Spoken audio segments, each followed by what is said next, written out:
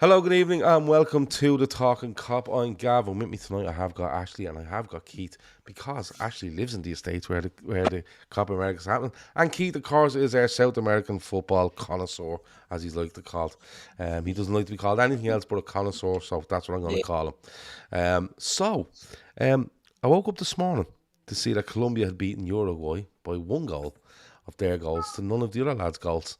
Colombia had a man sent off. But it was all overshadowed by Darwin Nunez climbing into the stands to fight all of Colombia. And I seen reactions like, Jesus Christ, this guy's a brain donor. Sell him as quick as you can.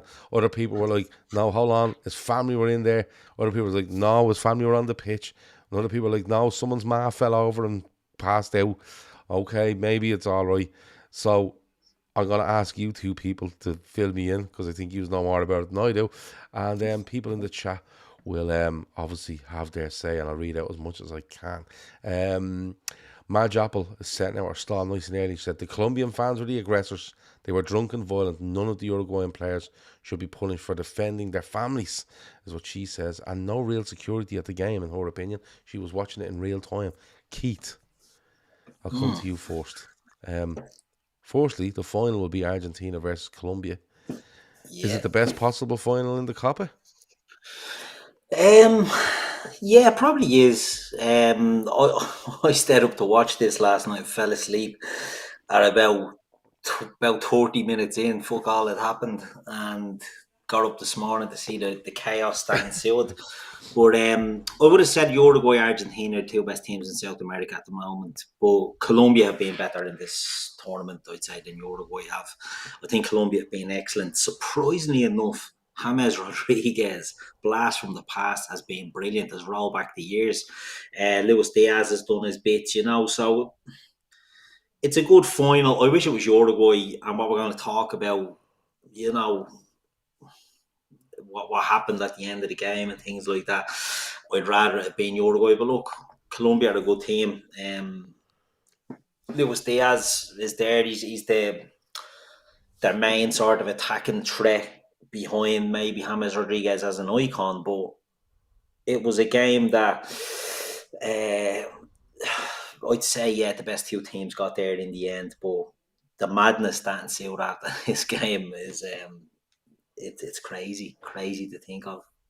And It considering really Colombia played the whole second half with 10 men, because Munoz got sent off, Crystal Palace fullback did got he sent get off. when he say when you say he got sent off? Was it like two yellows? One was a bit harsh, or was it just South American? He kicked someone Two in the face. yellows, yeah, no, it was two Oh, it was two yellows, yellows. right?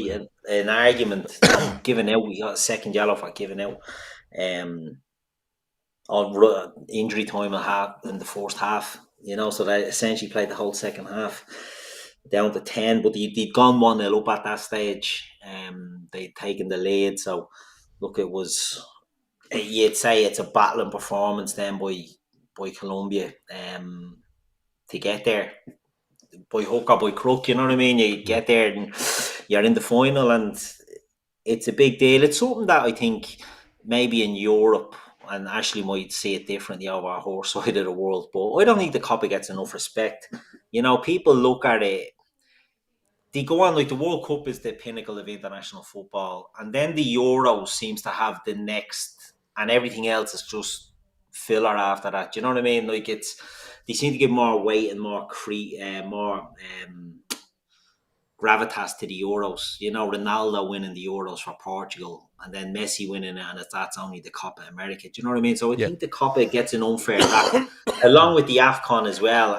But in saying all that, the Asia Games And it's are funny going to be because a fantastic. when the World Cups come around, I think the two teams that everyone looks for is Argentina and Brazil.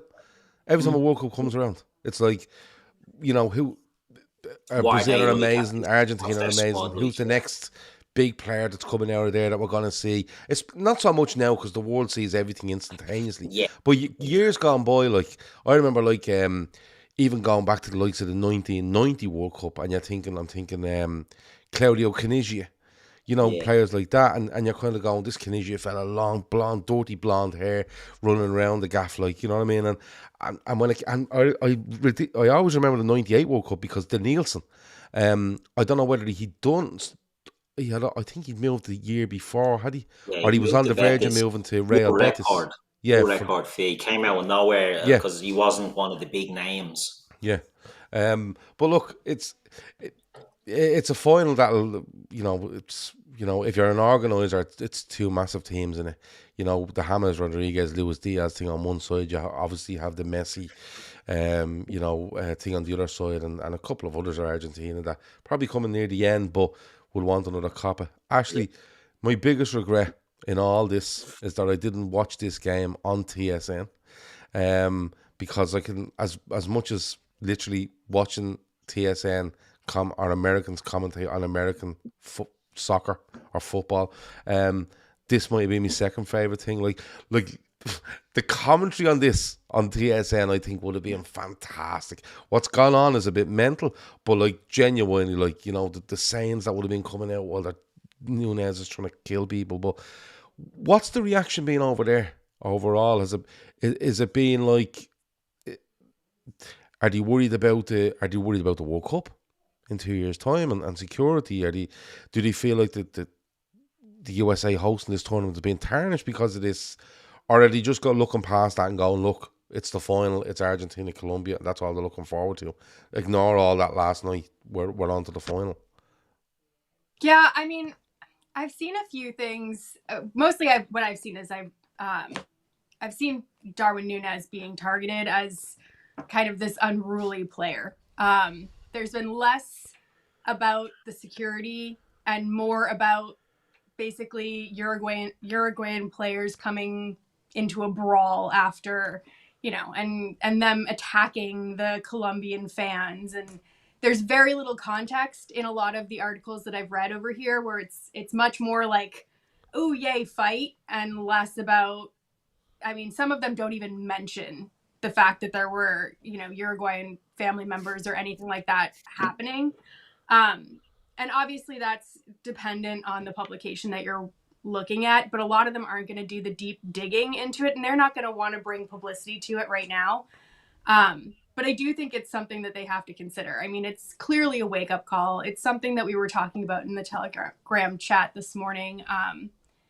The U.S. has a very kind of specific way of policing stadiums, and we don't really have like away sections, for example. And a lot of the police activity is very much like point of entry. So there's so much police activity like right outside of a stadium, and to get into a stadium is very much like going through airport security. And then they have security like in concourse areas, but they don't have the same kind of police presence in the stand. And I think what was really striking for me, and I think Matt mentioned it as well, was in our stadiums, typically there's never like any sort of famous people that are sitting in that kind of fan area. Like they're either in hospitality, that it has its own separate entrance and everything, or they're like courtside or whatever the other Pitch version of side, that is. Yeah. They're not in a group of fans, and that was very shocking. So whoever marketed those tickets to those players' families made a huge error of judgment. But there's also something to be learned about like how to police a stadium in terms of away fans, because I think what I read was I think there was like 70,000 fans. It was 90% Colombia fans that were in that stadium, and to have like high profile family members just sitting in the middle of that was always going to bring trouble. So yeah, they definitely need to learn from that. But yeah, I haven't seen a ton on my side of the pond about like security issues yet. I'm sure it'll be brought up, but right now the finger's being pointed squarely kind of at Darwin Nunez, which I don't think is fair. I think the security stuff will be hush-hush, won't it? It'll be swept under the carpet, because to me, the Copa, sorry for butting in there, Gav, the Copa has not been a great tournament, organisational-wise. I think it's been actually fucking terrible. Well, I've seen people giving out about the size of the pitches. Yeah, like that's madness. The quality of the pitch has been a big problem. Yeah. The quality and size, like they've had to make the pitches smaller because they couldn't put regulation pitches on all of them. Now, me and Matt done a show last week, and Matt was sort of saying maybe it's they're using smaller stadiums for the Copa that won't get World Cup games. Do you know what I mean? So when it comes to the World Cup, you'll have the big ones. What are the big ones actually in America? Nah, it's the I mean, I Rose know Bowl. they're AT&T and the yeah, like they're doing more across the country. So for one reason or another, a lot of these stadiums that they're using are like in California, in Texas. There's the one in New York they've been using for this stadium, but they really haven't been spreading out. So I know in the World Cup, they're going to be a lot more spread out. Like I know Gillette Stadium, where the Patriots play, I don't even know if it's Gillette Stadium anymore. That's going to be used. And definitely they're going to use more of like the NFL style stadiums rather than, I think right now they're doing sort of the MLS or the multi-use stadiums. But So is the NFL ones not where they're having the issues with the size of pitches, no? But the NFL ones are huge, like they're you bigger. can make them. Yeah. Like last night was a multi-use. I know that there is an NFL team that plays there, but it was like a multi-use thing. Some of them, like the one in Kansas, is like a really small pitch, I believe. Yeah. So I don't know. It's definitely something they have to work out. So the NFL pitches that they're going to use in the likes of, was it the AT&T where the Cowboys play, isn't it? Yeah. Dallas. So I think they're okay. I think so. I think if they can be built now, can't they? The likes of Atlanta and all, like they're built for that. The Dallas is built for.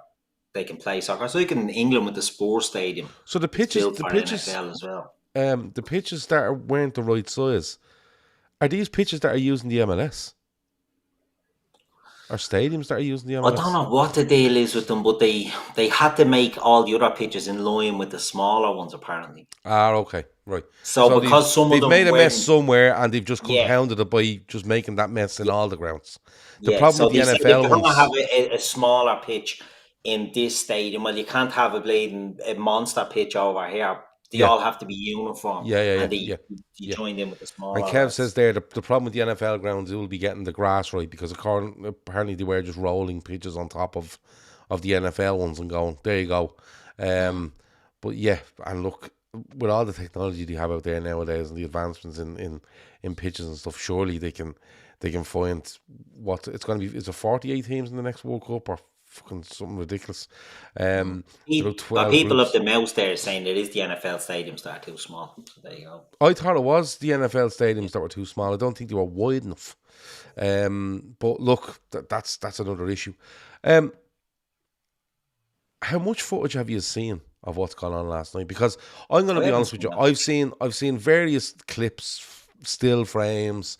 You know, Darwin Nunez seeing his family or family members of teammates in trouble, got up into the stand to try help, blah, blah, blah, blah, blah. People are like, no, his family were on the pitch. They were safe and sound. I've seen a picture of him then holding, I think it's his son or a daughter. And he's kind of holding the child in the middle of the pitch. Like, can we start off and say Darwin Nunez is a fucking idiot and a cabbage? I know I like Darwin Nunez. But Darwin Nunez does not help himself. No. And he's going to get banned. Right? He's going to get slaughtered. How many of them are going to get... But this is the thing, right? How many of them are going to get banned? Like, Darwin Nunez isn't the... I'm presuming Darwin Nunez isn't the only Uruguayan player up in the stands. No. Am I right? No. There was like 4 of them that were named. It was Nunez... Maxi Araujo. Yeah. Valverde, Jimenez. Those are the 4 that I have listed. But there were more than that. Right. So... These 4 guys leave the pitch after the game, climb up, because they did have to climb up something to get there. Wall. Yeah, they scale a wall, they go up over the barrier, and they end up in the middle of what seemed like Colombians and Uruguayans, and there was a gap between them, and they go straight into the middle of the gap, and they're having a go, right? That's not up for do. Kev O'Sullivan says the interview he said that there was 5 players went into the stands, right? That's not in doubt. And yes, right, part of me says you have to trust what's going on security-wise. Can it be trusted? We don't know. But part of you has to trust the fact that if something happens, there's enough security in that area or within the concourse or within the stadium to get there and look after something. I did hear one of the players' mothers passed out or something like that. Benton Core, apparently. Yeah, and then you're seeing Darwin Nunez going to throw a chair and all sorts of stuff. But I agree with you. I think it's a fucking stupid thing to do. But part of me would think, well, if my family were up there, I'd be up that wall as well. You know, I'd be all in. I wouldn't be asking any questions. But out of everything we've seen, are we looking at 5 Uruguayan players getting hefty bans for going into that ground or going into that stand? Is that what we're looking at? I think so. It also depends on which footage you're looking at. Yeah. Like, some of the footage clearly shows, like, the Colombian fans throwing things at the Uruguayan families or groups of, like, supporters. And then there's other footage that makes it look like Darwin Nunez is single-handedly, like, racing up to fight everybody. So it really just depends on what you're looking at. I mean, it doesn't look great when he grabs the chair and flings it against the wall and the advertising hoardings and has to be held back by, like, 30 people. But he's lucky that gets intercepted, isn't it? That when he's about some security fella gets his hand on that chair so he can't throw it, because that's worse. Went into the fans, we'd be having a very, very serious ban conversation, like 6 months plus. Yeah. So a couple of comments on it, right? Because like I said, I've seen different clips, and at times it's impossible. Because sometimes when you go to look at a clip, you go, I think I've seen that clip already, I'm not looking at it again. It could be something different, but you don't. So, a couple of bits on it. Kev says, players asked the fans to stop because there were kids and families in there. When they didn't, then the players got into it. There was little to no security, right? Let me see. Sam says there was footage of some of the family and kids getting taken onto the side of the pitch from the stands. So, clearly was an issue, but may not be much footage of that side of it before the brawl. Okay. Robert Maguire says what you were saying. Security guard knocking the chair out of Nunez's hand. If he hit the supporter, there could have been a pitch invasion. Nunez overreacted for sure. I don't reckon Darwin was only protecting his family. He was also thinking of teammates' family as well, says Scouser P. People of the Mouse says the fans started throwing stuff at them while they were still on the pitch, and this was well after the end of the game. Brian says you can't be doing that as a professional footballer. You have to keep your head. Then again, for some of those players, apparently it was personal. Trilla from Manila says expect a lengthy ban for Nunez. That's what that person reckons. Super Dizzle says suspended sentence, Your Honour. Fair play. 90% of the stands are from Colombia. What sort of brawl would be looking at if Uruguay had won? Yeah, it's a fair point. Diaz and Darwin had amazing embrace, and in the background, Lewis was still scuffling. I'm presuming that's Luis Suarez. Reports that the mom of Ugarte was even taken to the hospital have circulated, and you can see many other family members, including there, like Valverde's mom, who he quickly ran to get to her. So, look, Jose Maria Jimenez confirmed these claims. Actually, you've put that in. Confirmed these claims and said that police were nowhere to be found, and they appeared almost half an hour later after fans avalanched their families. Like, it's a very good interview with Jose Jimenez. The interview that he does. It was brave of him to come out and say all that. And he keeps saying it, doesn't he? Like, can I ask who Jose Maria Jimenez is? He's Atletico Madrid centre-back. He's the captain of Uruguay, I think. He's the captain. Oh, okay. Yeah, okay. Oh, I know who he is, yeah. I know him now. It's just when you start doing Jose Maria Jimenez, I was like... So he's doing an interview at the end of the match, and he's very emotional, and he's saying it. He said, you're probably going to cut this off, but I'm going to say it. This is a disaster and all. There's no police. There's no security. It's a disaster. It's a disaster, you know. So he's saying a lot of, and I think it was a very sort of good and brave thing to come out and say. I think you just have to see they were there, they got the sense of what was going on. It didn't come across like a Scorpy, I just got beaten and it's sour grapes, which I saw got bandied about earlier, sour grapes, all this sort of shit. I don't think it was any of that. I think it was a genuine case that they were sort of concerned and they went in and done what they done. Midnight Hawker says only a coward wouldn't defend his family. Them lads were not cowards. No, it's. I get where you're coming from with that, right? but the problem is, and will always be, if you're a footballer and you leave the pitch and enter the stand, right, in an aggressive way, you're opening yourself up for all sorts. Like if Darwin Nunez gets in there and doesn't swing any digs, gets in there and just throws a few shapes and makes himself look like he's about to kill somebody, he could get a ban. He's left the field of play. It's the same as somebody. Let me put it this way: if Keith is at the game last night, right, and decides he doesn't like pick a player, right, pick any player, and Keith jumps out of the stand, runs onto the pitch, and starts having a bleeding fight with somebody from Colombia or someone from Uruguay, Keith can fully expect to be A, arrested, right, and B, be banned from football grounds for the rest of his life, possibly. So a player leaving that, and I get all the thing about, you know, protecting their families and getting in there, and people are saying, no, his family was on the pitch. I don't think it mattered. I think once one of them goes, I think a few of them will go anyway, because Jesus Christ, like, if I'm seeing that, I'm thinking to myself, right, he's gone in. If that doesn't work out well for him, he's in serious danger in there. I have to go in with him, you know, that sort of way. But going back to security, like, if you look, we were talking about the Euros and the Copa and thing. If you look at the Euros, right, the families and guests of all the players are always in the main stand in these stadiums, in the central part of it, about 2/3 up the stand, in areas where nobody else is getting in, and that's where they're put. End of story.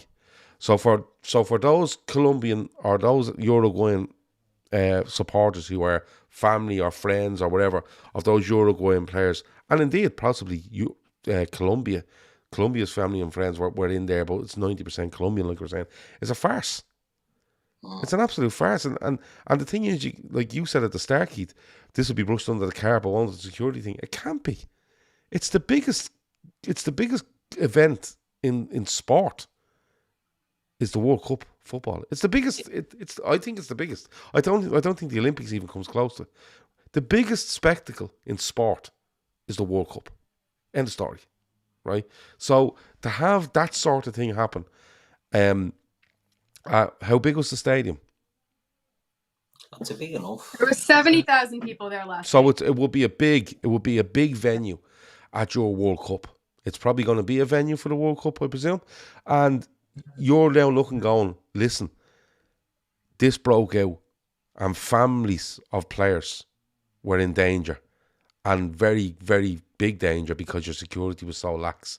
There'll be an awful lot of people being asked an awful lot of questions this morning, especially FIFA will be asking questions this morning, and you, like, if you think about it, like, football associations are going to start asking questions. Can we go to the World Cup? Can we be guaranteed that our delegates or our family or our friends can go and be kept safe? And that's not me defending Uruguayan players jumping into the crowd. I understand it to a point. You know, I agree with it to a point. Because if I thought my family or indeed one of my mates had gone in there to help their family and could be left on their own, I'd probably go in with them. I understand that bit.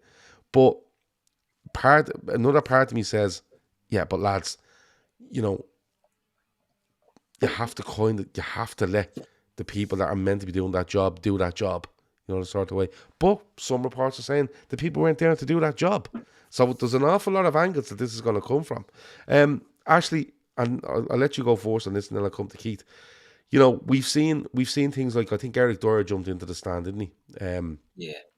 Yeah. Because someone was Didn't slagging throw his any brother or legs, something. but he No, we just ran up and pointed. He was quite impressive getting over the chairs. I remember that time. He was really good. The hurdler. Fair play. He was like Colin Jackson in the 1992 Olympics. Look him up. And he got a 4-game ban. You know, you've seen things like this happen. But actually, is there a danger here that these 5 guys get 6 months out of football? I mean, it could. I hope it doesn't go that drastic. I think, you know, if all parts of the story are explained and all angles are covered with the families, hopefully that is somewhat of enough of an extenuating circumstance to lessen a ban from 6 months, because that seems extremely harsh. I think you're probably going to see more than 4 matches, though. I think it's going to be more than what Dyer got. I mean, it doesn't. I was looking at the FIFA website in terms of like misconduct and stuff, and it really doesn't matter if the offense was committed on the field or off the field. Their code of conduct, it even covers what they do on social media, so it doesn't matter if they were in the stands. I mean, any sort of assault is a 3-match ban. That doesn't need to be a player. That can be anyone. I mean, it goes up to 15 matches for assaulting a match official.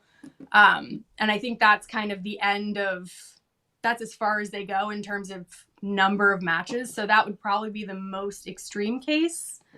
I don't know. I would say somewhere between 4 and 10 would be my guess. And it would be worldwide. It would be across all competitions because it's a FIFA, like CONMEBOL is under the FIFA umbrella. I know you were saying 4 and 10 game ban, right? But would it, like, Keith, could it be more of a thing where it's not a game ban, it's a time ban? The Eric Cantona type of stuff. Well, Luis Suarez got 6 months, didn't he, from all football? Well, yeah, he wasn't even allowed in stadiums. Yeah. It's hard to tell because, you know, there's not really a precedent. You know, the Eric Dyer one, it wasn't as probably violent as this one. Do you know what I mean? The Eric Cantona one, when he dives in and kicks your man and has a scrap with him, he got slaughtered for that, but that's 30 years ago. He got 9 months. Yeah, he got 9-month ban. That's 30 years ago. And if you think of it, like, the only comparable thing, it's maybe not even comparable, is the malice at the Palace in the NBA with the Detroit Pistons and the Indiana Pacers, when the Pacers players ran into the crowd and started leathering fans, and there was a blatant murder at that. The likes of Ron Artest and all, he got a season ban. Now that was 86 games or something like that, or 80-something game ban. But that's the NBA; they have games all the time. I don't know. It's hard to. I genuinely don't know what they're going to get, because I think you can rush into a punishment without knowing the facts. And we're Liverpool fans, right? And we're looking at this from a spectrum of Darwin Nunez. And we're looking to find the positives in it. Do you know what I mean? Like any person that go in and defend his family and things like that. I don't know how, you know, the powers that be are going to look at that. Do you know what I mean? Are they going to look at, oh, well, we don't give a shit about that. It looks bad. It's all about optics. Do you know what I mean? And the optics of no security. Well, nobody really cares about that. But the optics of players and Darwin Nunez, the reason why he called him an absolute fucking idiot is the chair thing that could have been worse. And the fact that he's absolutely scaling the wall. Like the wall he jumps up to get into the scrap is huge. Yeah. And he's straight to the front. Do you know what I mean? He's in the front and centre of the whole thing. And he's 6'3" or 6'2", whatever he is, covered in tattoos, jersey off. And he's just a poster boy for it. So I think he's going to get hammered. I think he's going to get hit with more than 10. That's what I think. I think he's going to be made an example of. So, Kev has asked this question. They're supposed to be playing Canada at the weekend. Now, if they let him play that at the weekend, did he have to get this ban done and in before the weekend? It's a hard one, isn't it? You see, that's what I've heard. Like, I've heard them trying to get things figured out by this weekend. You see, the biggest thing for me in this is the chair. Yeah. Like, fair enough, you run up and you know, literally like fucking Spider-Man running up a fucking wall, right? Trying to get into the stand, right? Fair enough. You're going in for whatever reason you're going in for. He's more than aggressive when he gets in there. There's 5 of them doing it, right? There's 5 of them doing it. The 5 of them will have their say on it, I'm presuming. I'm presuming they'll have some sort of hearing where they'll all turn around and go, listen, we lost the game, but we seen family members in danger and we went in because there was clearly no security around. And it's natural human instinct to protect the people you love, all this sort of thing, right? That's fine. The problem for Darwin Nunez is he's rocking around the sideline with a chair. He's like something out of WWE, like. You know what I mean? And he's like, it's not a table ladders fucking chair match. What the fuck, yeah. And only for, like you said, Keith, and others in the chat said, if your man doesn't get a hand on that, that chair's going into that crowd. And it doesn't matter if it doesn't hit anyone. Now you're inciting a riot. Yeah. Right? As a professional footballer. And I love Darwin Nunez. I fucking love him, right? I so want him to just fucking hammer goals in for Liverpool next season, right? But that's where the issue's going to be. You can argue that you're going up to protect people. You can argue that you're going up to look after people. You can argue all that, but when you're rocking around in a chair with a chair, and you're trying to fucking fling it into the stand, this is where it gets very fucking hairy. And someone said in the chat earlier, they feel these lads will get bans, and then the USA Football Federation, or whatever they call themselves, they will get something, but that'll be kind of very hushed and get it out of the way. Because, like, let's be honest about it, if you're organising that World Cup for America and that's happening in a game less than 2 years out, you know what I mean, and possibly one of the last chances for you to run events it is the last chance really for you to run events that on that scale with that amount of football fans from different countries in the stadium. It doesn't look good, and it just doesn't look good. What do we do, Ashley? What do we do if he gets a ban? Do Liverpool have to look at cutting ties with Darwin Nunez? Do they have to look at making a signing in the forward position? Because if he gets 6 months, off here, you're looking at February, January, end of January. Is there a case for Liverpool to say, you know what, we can't. We can't do this. I mean, it's tough. Like, because there's this extenuating circumstance of families, like, it's really hard to just paint him with the brush of, oh, he's just a hothead. Like, he is, obviously. Like, if you're grabbing a chair, like, that could have been an incident in and of itself. Like, you could just judge the chair incident, and he'd probably still get a ban. Like, of course, not because even the chair's climbing the wall. Yeah, the chair in no way is helping you protect your family. No. So that, I don't know. Like, we all know that he is impulsive and is aggressive, and we fuel him with this narrative. Like, I feel like the fans fuel him to almost be this character. And I'm not saying that we're in any way, like, at fault for him making these mistakes, but, like, at some point I feel like his character needs to be assessed, if nothing else. Like, I think he needs to sit down with some sort of sports psychologist and get this sorted out, because we can't have him be like this kind of live wire that's always ready to go off in our team. And I'm all for, I know that Shawnee loves this like wild horse kind of analogy, and I'm all for that, and I'm not trying to tame him, but there does come a time where, like, you have to be able to pull yourself away from the precipice of, like, causing bodily damage. I mean, he doesn't have a horrible record, and he has 1 red card for us in 65 appearances. Like, we think of him as this really hot-headed guy, and I think we see a lot of that from the stands. Like, when he's yelling from, like, the sidelines, or when he's hopping over at, like, the hoardings to get down.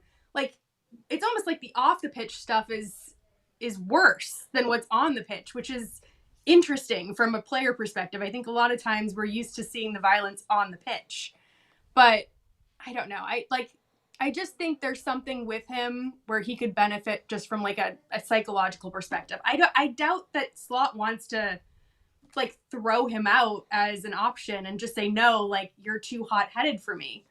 I mean, that would be a real shame if that was how you started your tenure as a new coach. Yeah, it's, Scouts of Pieces, Uruguay will walk away and refuse to play if their players are banned. The chair was thrown at the Hordens. He was taking out his residual anger, prove his intent was to launch it into the crowd.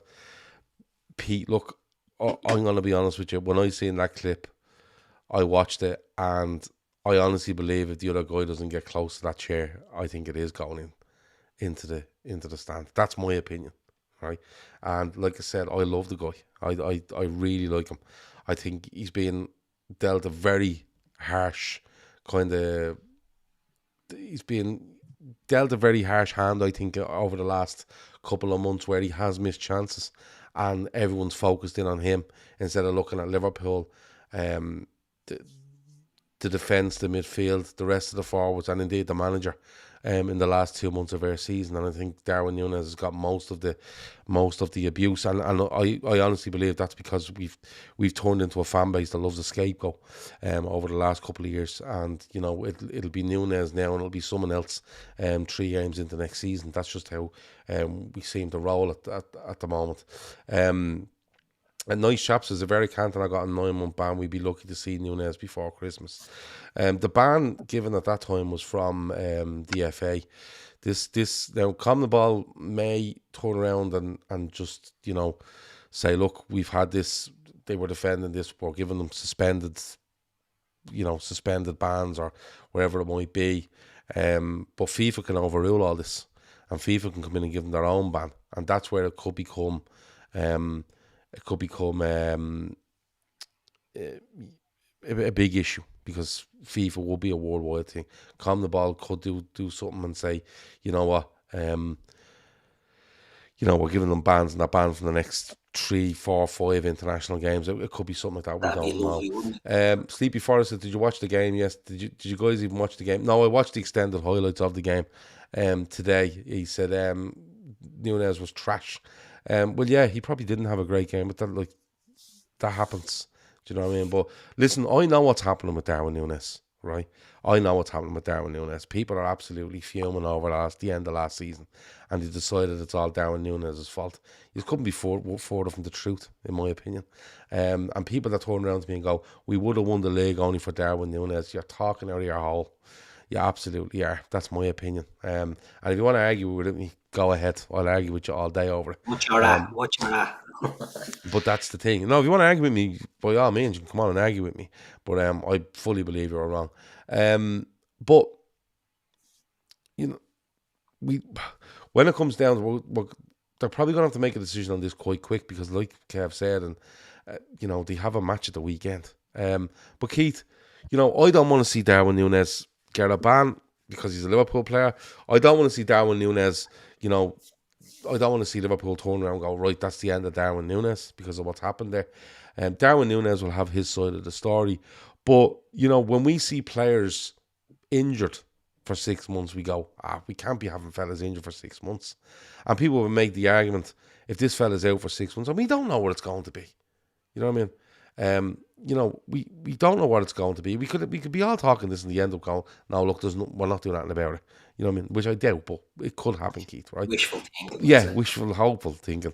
But the thing is, if he's given a 6-month ban, for argument's sake, Keith, or even a 3-month ban, and he misses 8-10 games for Liverpool, people will make the argument, listen, injured players, cost you. But players getting banned like this cost you. And I remember the time when Luis Suarez got the ban, and people were like, listen, this fella has to go because he just keeps doing it. And in the end, he actually gets a move off the back of the thing he does to Chiellini, wasn't it? But Keith, there will be people out there who will say, you know what? It might be time for he's too hot to handle. He's not reliable. This stuff off the pitch, like Ashley says, is causing us more hassle than on it. And we've seen many players down the years, Keith, where off-field actions end up wrecking their on-field potential, or for them and the clubs they're at. It's a difficult one. I think Ashley hit the nail on the head when she said he needs to get a psychologist. The club need to get a psychologist into him straight away and work on his mental state. Because I don't think he's a bad apple. I don't think he's a bad egg. Do you know what I mean? I don't think it's a discipline issue with Darwin Nunez. He seems excellent around the training ground. He's supposed to be brilliant in and around training, right? It's just he gets caught up in the emotion of the emotional moments, right? So Ashley said it there. He's got 1 red card, and it was in game, but it was a sort of off the ball head. Jaman Anderson. Jaman Anderson is niggling at him, and he sticks a half a head onto him and he goes down. So it's not like he's crunching into tackles or he's throwing elbows or things like that. You know what I mean? Like it's it was a stupid. The emotion got the better of him. He was being baited, and bang, he reacted. So he reacts in the emotional sort of the worst times possible. I think you can not fix that, but I think you can address that with a psychologist. Luis Suarez, they got a psychologist into him as well. You know what I mean? They had to hypnotize him to stop biting people. Worked for a while, didn't work. Then worked again, then it didn't Luis work. But when Suarez he went left in to us, come off the smokes, and they got him to stop biting people as well. Amazing. hasn't bit anybody since he left Or us. So smoked, he's or doing well. smoked since Yeah. then. So he's doing brilliant, you know what I mean? He's doing great since then, so it worked. But I just think it's, it's a psychological thing that when it gets emotional, and like Ashley said as well, he's the Carling Cup final when it's, the late goal and he's jumping down over foot and he's injured. Do you know what I mean? And he's fucking hurdling over steps and railings and hardens and everything else. I think he just gets caught up in emotion. I think he's too emotional. He's too reactionary to emotions, and I think that's what you need to fix him. I think if you sorted that out, right, and we've had this discussion back and forth, and we've had this in WhatsApp groups and things like that, and I don't think the issue with Darwin Nunez is that he misses too many easy chances that he should score. Right, that is an issue. But I think if you get his focus and get his head right, he doesn't miss them chances. And if you can get a player that's doing what he's doing besides the misses, which is fucking huge, right? If you can get the easy misses out of his game, out of his mind, out of his psyche, you've got the ceiling of one of the best players in the world here. And I think it's worth trying to tap into that than it is cutting it loose, than giving up on it. Because if you can get him to reach that potential, you've got one of the best players in the world. We've said this before, but is the juice worth the squeeze at this stage? And that's what Liverpool have to think about. Yeah, and listen, I think it is. I think it is. I think there's mitigating circumstance in everything that's happened. Yeah. I think there's going to be stories from both sides. I can't see them sorting out before they play Canada, but you are going to get the Uruguayan Federation, the players coming out very strongly about security. You're going to get, whether it's CONMEBOL or FIFA, coming out and going, listen, you simply can't get into the stands. The chair thing is going to be the killer for him, in my opinion. But even, if, in my opinion, if he gets, they could turn around and say, right, the next 10 games that you're available for club and country, you can't play, right? Fine. I'm still not. I'd still be somebody that would turn around and go, yeah, look, you have to stop doing these fucking things. We have to get someone into your head to stop you doing these things. Now, I did see somebody saying, I'll find it. Mike Doss says psychologist question mark for defending your family. You're having a laugh, me. I'd love to know what you would do. We've said already. No, I don't know who it's directed at, but the thing is, we clearly said that the defending your family bit we can actually get behind. It's the swinging of a fucking chair towards the stand full of people that's the issue. And look, let's put it this way, right? If Darwin Nunez doesn't swing that chair yesterday, right? Doesn't pick up something that can be considered a weapon and swing it in the direction of fans within the ground, and he scales the wall to try help family that he believes is in danger, he can stand up this morning and go, I felt they were in danger, I felt there wasn't security there, and the only people that were going to help were us, the players or the staff, right?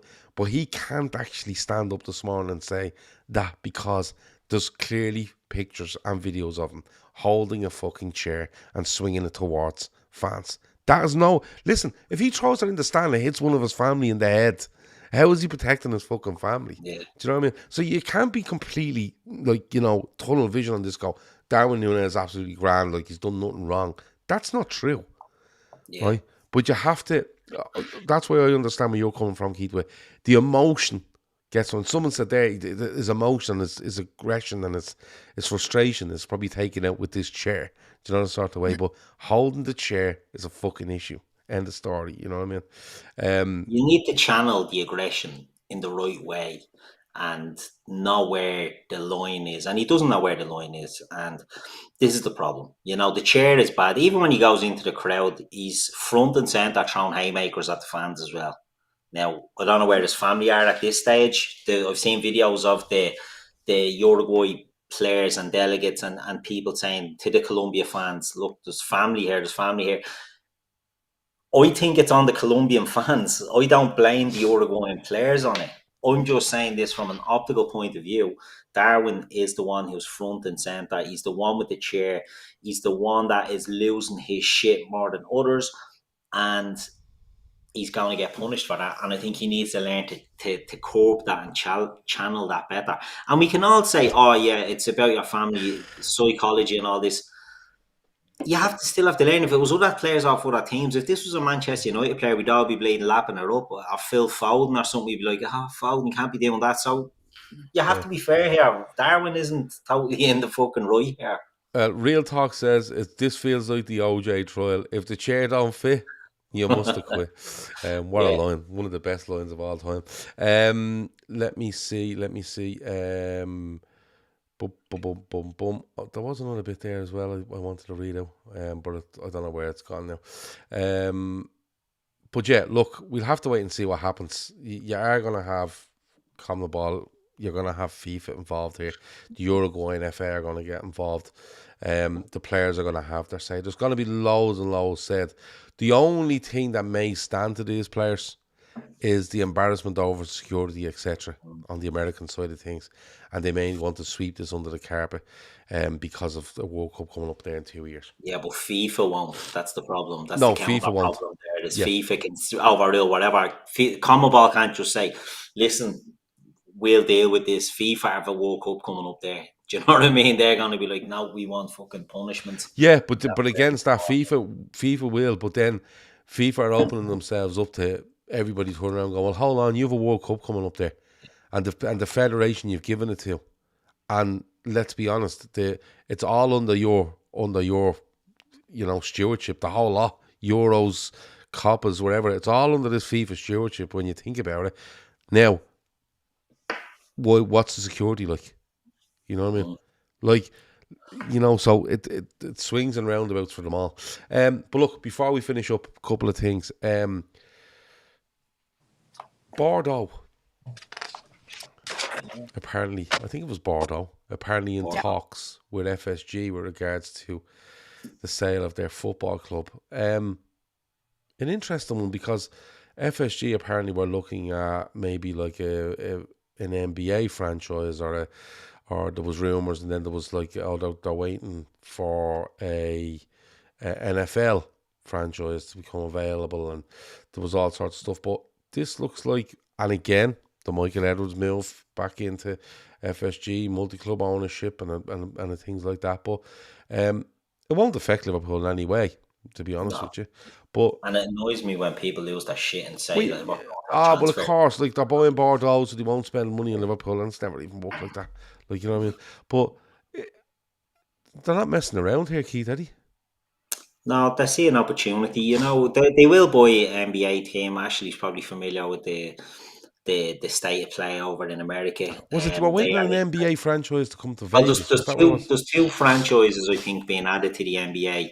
I think they were waiting for the Vegas, the Vegas one to come on board. And I think there's LeBron James can't be involved as an active player and things like that. So he can't be involved in ownership while he's playing, and they want him to front it and all that. So look, there'll be definitely movement in that space, I think, with FSG over the next few years. But obviously, when Michael Edwards came back into the club, he couldn't have been clearer. He's not the Liverpool sporting director.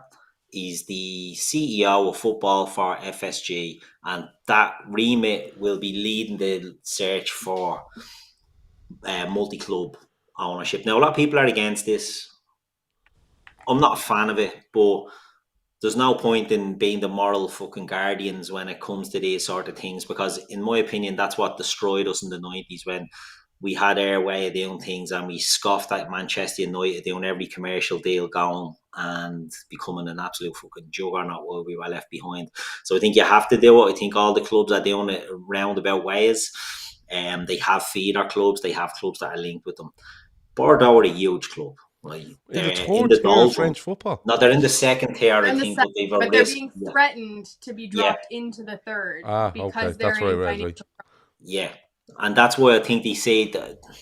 I think they need something like 40 million euros or something just to keep them the threat of being dropped into Yeah. the third way. You know, so I don't know what the figures will be like. But Bordeaux is a huge club traditionally in France. Yeah. Not one of the big top heavyweight clubs, but they're a big team. And if they can get them for a song, like they got Liverpool for a song, I could see it being a good acquisition for them. I was Yeah. always interested to see what type of clubs they'd be going for. Bordeaux is a big club, and it's interesting. But let's see what happens, how much it costs, and things like that. Yeah, Arch says apparently they're also looking at South American team also along with Bordeaux, but actually like they're not messing about here. They have openly said that they're looking to purchase more football clubs, around the world, and you know we all have heard of the NBA and the NFL and all sorts of stuff that they wanted to get on board with. But I did read something.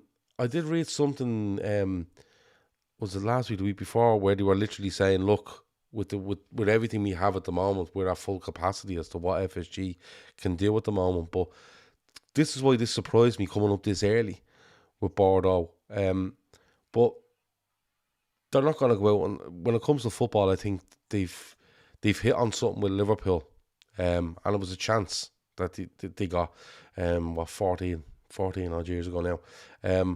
But they've hit on something where they go, look, we look at clubs that are traditional names that may be in distress, and we can take them and use our algorithms, whatever they want to use, to get them back to the top of the pinnacle of their domestic football and maybe into Europe.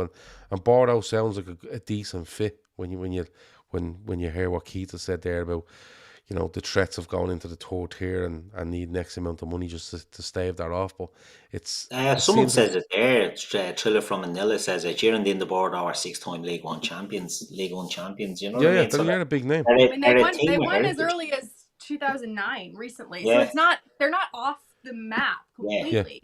Yeah. They've hit upon hard times because of COVID. They dropped out of Liga into League Two or whatever, League Deux or whatever. I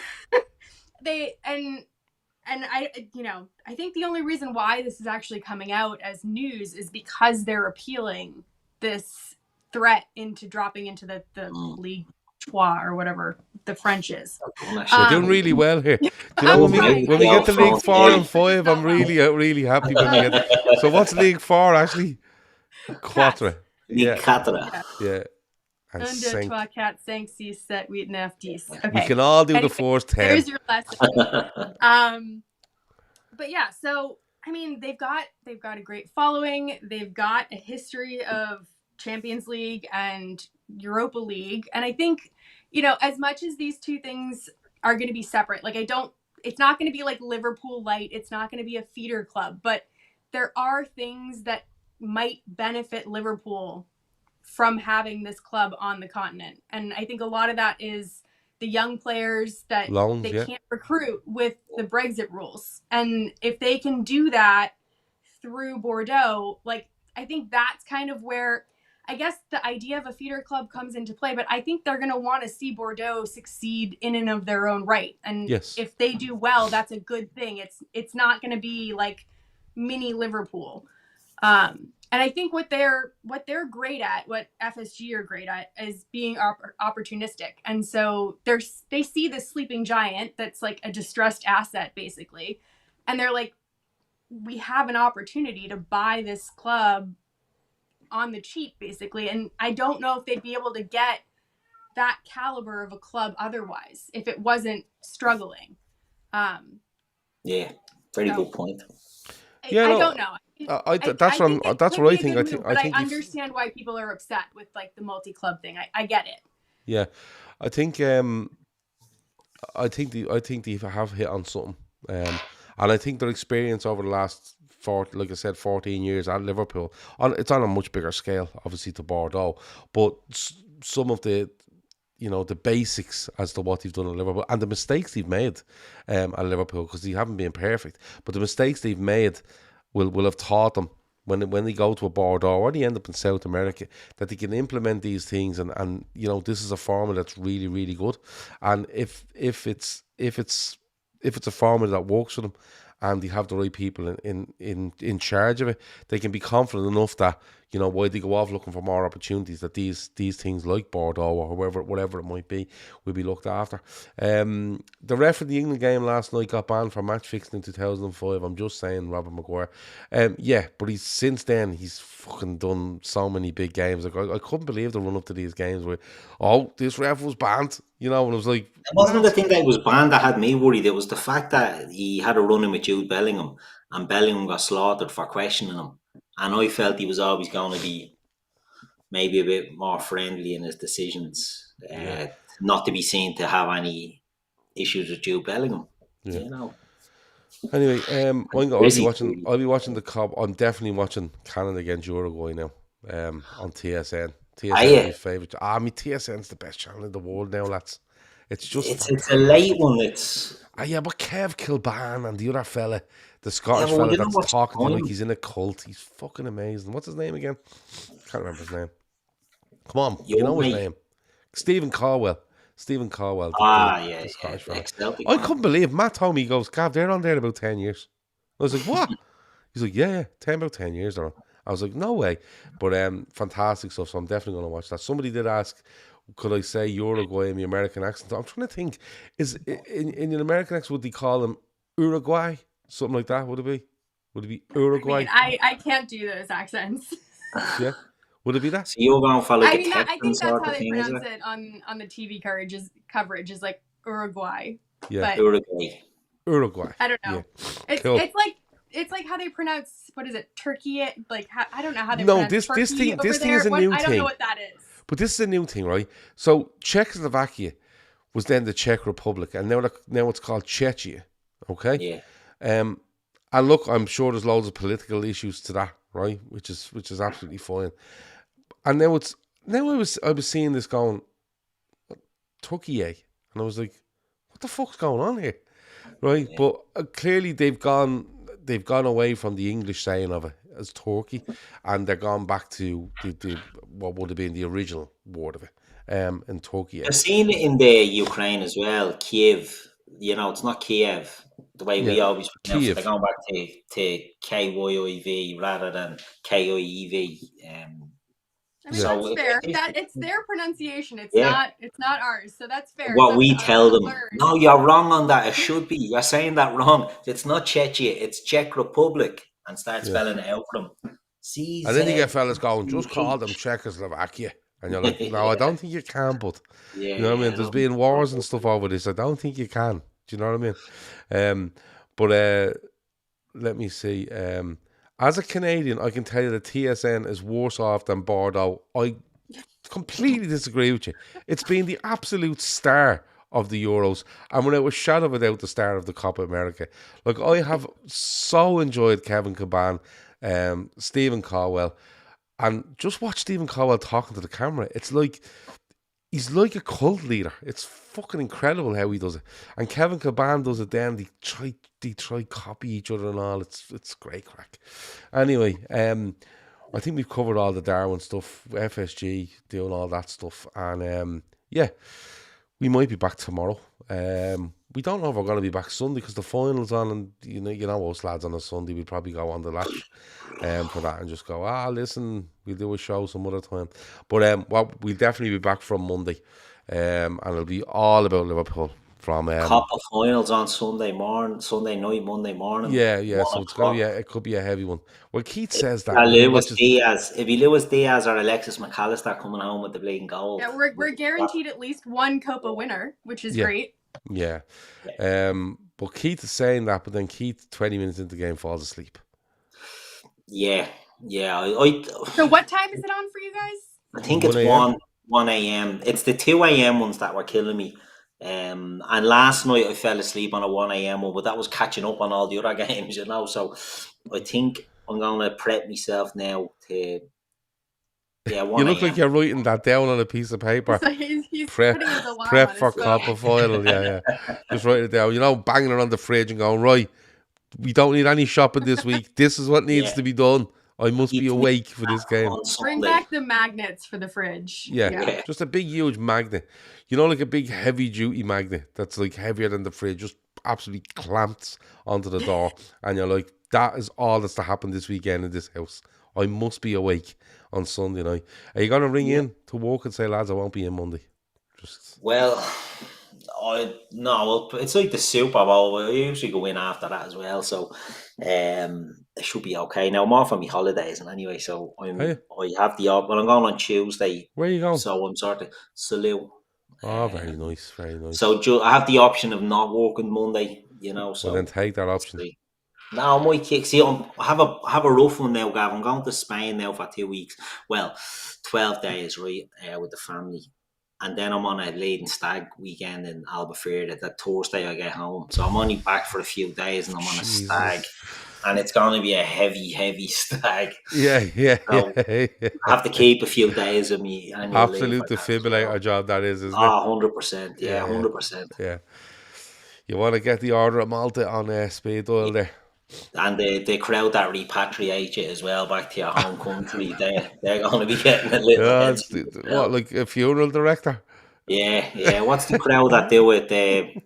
Kevin Ball Trust, is it? They laid and give your family a dig out to get you back. They're getting a little bleeding email. Email them on Wednesday. Go, listen, lads, I'm only back from Salou, right? Chances are I'm not going to make it back from Albufeira. What is the story? If I prepay, what sort of discount do I get for you to put me in the cargo part of the airline? Put us our best men on standby, lads. Put us our best men on standby. Jesus, imagine sending an email like that. Fuck me. Yeah. The trouble we get into. But anyway, listen, I'd like to say enjoy it, but survive it. That's all I could say to you. That's all we can ask at this stage of proceedings. Ashley, are you going on? Have you any holidays planned? How are you doing? Like any plans for the weekend? And who do you think will win the Euros and the Copa? I mean, I have to work early. I think Spain win.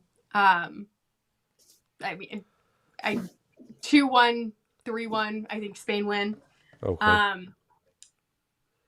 The Copa, I don't know, because Colombia's on this mad winning streak. It's like the world's longest winning streak. I think it's 28 or something, is it? Yeah. You've won 28 games in a row. 28 games in a row without losing. Now hold on. Are they counting training games here now? Are they doing a Pele on it? These are like actual competitive games. Yeah. I think he's like drawn 6 of them or something like that. But the rest of them he's won. So it's something ridiculous. So that would have to end. I mean, I don't think Argentina's looked like peak Argentina. I don't know about what you've seen, but they've Messi's been nursing an injury. It's in New York or New Jersey. Same thing. It's right on the line. But yeah, Messi's been nursing an injury, and he hasn't, it depends on if he shows up. Like, he showed up a little more against Canada than he did in the games previous. And if he does show up for the final, I think that swings it. So it kind of depends on him. You're going Spain and who then? I'm gonna throw Colombia in just to throw like a spanner in the works or whatever the term is. I'm going to agree with you on both of them. Keith? I'm going against you on both of them. I think England will win it, and I think Argentina will win. Right, so I think England are going to get very, very lucky in the sense that the Spanish have been far and away the best team at the Euros. Like, it's not even close. They're an amazing team. England are starting to scutter their way through. Well, they've scuttered their way all the way through the tournament, and momentum is a big thing. And I say that about Liverpool. Momentum is what carries you in these. And to get a winner at that stage, they'll be confident going into it. I think a few of the Spanish players look like they're getting knocks and little niggles here and there, and I would be curious to see the lineup that Spain put out for this. I have a feeling England and Argentina are going to be the ones that win it.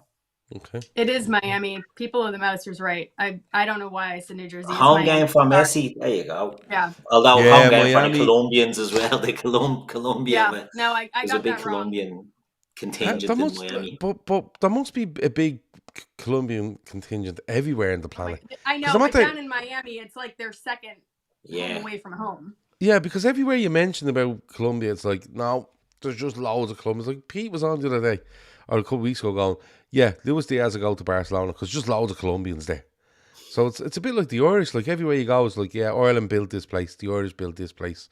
There's millions of them around. Yeah, but we're there because we emigrated and built everything. The Colombians are probably there for different reasons. Do you know what I mean? Yeah, but Little, whatever reason it is, they seem to be doing grand. they're doing great, doing Yeah, a great job. But there's yeah, Colombians everywhere. I think, yeah, it'd be interesting. Messi's hometown now, or the heavily Colombian. Yeah, it'd be interesting. I don't give a shit about the Euros. It's the Copa for me, and I hope Argentina win. But Ashley's right. Colombia on a huge winning streak, and they're a very, very good team. And they've got James Rodriguez, who we said, who's sort of having a bit of an Indian summer there, and they've got Richard Rios in uh, the midfield, and they've Luis Diaz, and they've a lot of players that we're familiar with as well.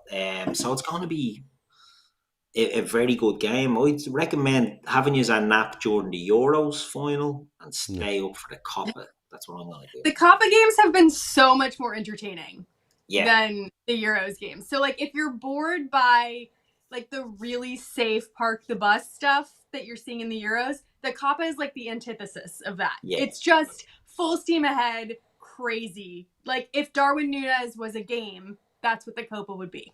Yeah. Good. So I'll probably watch both of them. In fairness, because it's not both. Well, I will definitely watch the Euro final because it's on at whatever 8 o'clock here. But I'll definitely give the Copa a bang at 1 o'clock as well. And I'll be watching on TSN. If you're watching on any other channel, you're a traitor. As far as I'm concerned now, TSN, the king of sports entertainment, or sports coverage, whatever you want to call it. Anyway, that has been us. We've covered loads there. I hope you enjoyed it. If you didn't, sure, what can we do? We don't care. There's nothing we can do about it. It's gone now. That's been Ashley. That's been Keith. I've been Gav.